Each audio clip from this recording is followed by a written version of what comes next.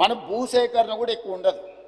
Elevated corridor మూసీతో పాటు చేసుకుంటే మూసీ సుందరీకరణతో పాటు మూసీ బఫర్ జోన్లో మనము యాక్టివిటీ జోన్ కింద మార్చుకొని ఈ ఎలివేటెడ్ కారిడార్ నిర్మించుకుంటే హైదరాబాద్ ఒక అద్భుతమైన నగరంగా మారుతుంది అధ్యక్ష.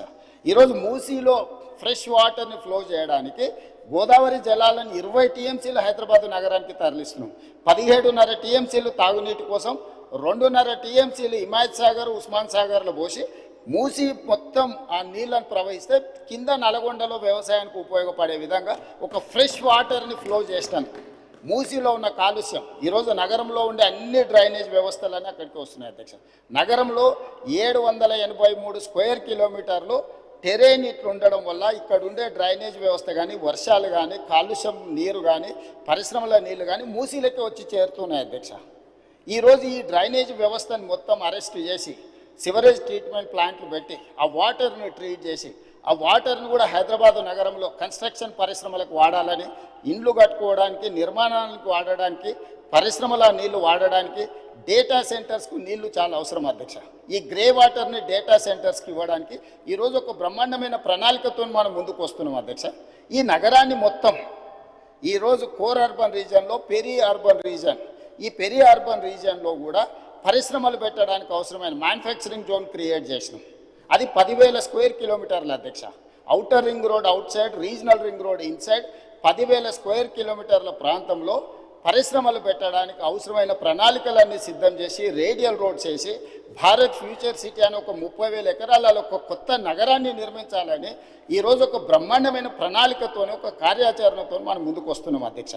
సో ఈ ప్రణాళికలన్నీ కూడా ఈరోజు మన సభ్యులు ఏదైతే ప్రశ్నలు అడిగినరో ట్రాఫిక్ రిలేటెడ్ ఎలివేటెడ్ కారిడార్స్ ఏమైనా అంటుండ్రో ఈ నగరానికే పరిమితం చేయకుండా 2,000 స్క్వేర్ కిలోమీటర్ల పైన ఉన్న కోర్ అర్బన్ రీజను దానిపైన 10,000 స్క్వేర్ కిలోమీటర్లకు విస్తరించి రీజనల్ రింగ్ రోడ్డు లోపల ఒక బ్రహ్మాండమైన అద్భుతమైన నగరము, నగరంతో పాటు నిర్మాణానికి అవసరమైన పరిశ్రమలు పెట్టడానికి అవసరమైన కార్యాచరణని, ట్రంక్ ఇన్ఫ్రాస్ట్రక్చర్ని ఈరోజు డెవలప్ చేయాలనుకున్నాం. Regional ring road outside నుంచి దాదాపు 1,00,000 స్క్వేర్ కిలోమీటర్లు ఉంటుంది అధ్యక్ష తెలంగాణ. ఆ తెలంగాణ మొత్తం వ్యవసాయ ఆధారిత పరిశ్రమలు, వ్యవసాయాన్ని చేయాలని ఒక కాంప్రహెన్సివ్ ప్యూర్ రేర్, ప్యూర్లో వచ్చేసి సర్వీస్ సెక్టర్, ప్యూర్లో వచ్చేసి మ్యానుఫ్యాక్చరింగ్ సెక్టర్, రేర్లో వచ్చేసి అగ్రికల్చర్ సెక్టర్, అంటే ఒక కాంప్రహెన్సివ్ ప్రణాళిక. ఈ కార్యాచరణ మొత్తం అమలు చేయడానికి ఇప్పుడు మన పాలసీని అడాప్ట్ చేసుకున్నాం అధ్యక్ష.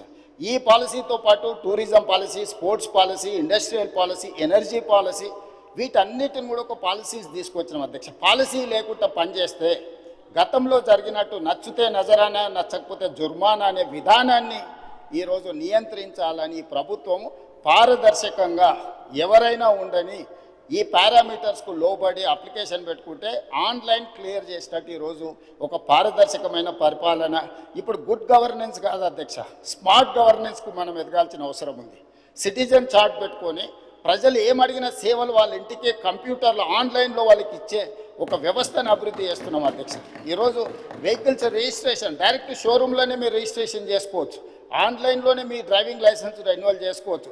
ఏ దానికి కూడా మీరు ఆర్టీఏ ఆఫీస్కు రావాల్సినట్టు దళారుల మీద ఆధారపడాల్సిన అవసరం లేకుండా దళారీ వ్యవస్థను పూర్తిగా నియంత్రించి అవినీతిని కూడా తగ్గించి ఈరోజు ఈ అన్ని రిఫార్మ్స్ కూడా సిటీలో మనం తీసుకొస్తున్నాం అధ్యక్ష. దయచేసి సభ్యులు అభివృద్ధి విషయం వచ్చినప్పుడు రాజకీయాలకు అతీతంగా మనం ఏకమవ్వాలి, లేకపోతే ఈ ప్రాంతానికి తీరని నష్టం